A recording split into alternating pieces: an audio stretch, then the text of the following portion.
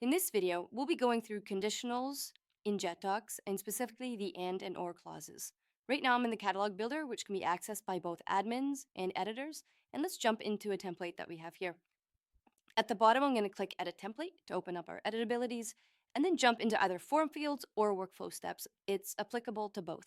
So inside of form fields, you can see I have a bunch of fields already created, and I have a few of them which work really well for our select form field.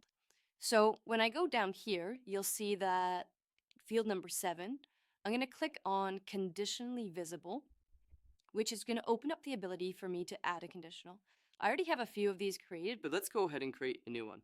And please note, before we do so, let's note field number 2, which has already 6 options like equipment malfunction, hardware, software, etc.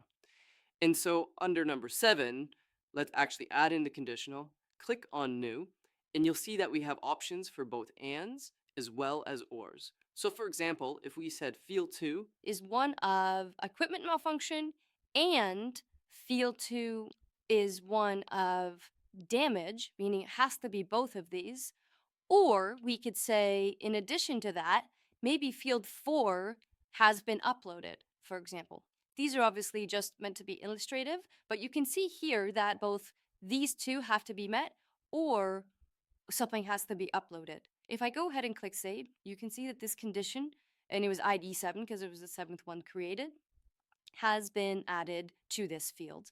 Now, please note, in the case that I had selected and, so if I click on edit and reopen this, and means that both of these need to be met. Now, because I was referencing the same field number, we need to make sure that on field 2, we allow the user to be able to select multiple. Otherwise, it won't be able to be met.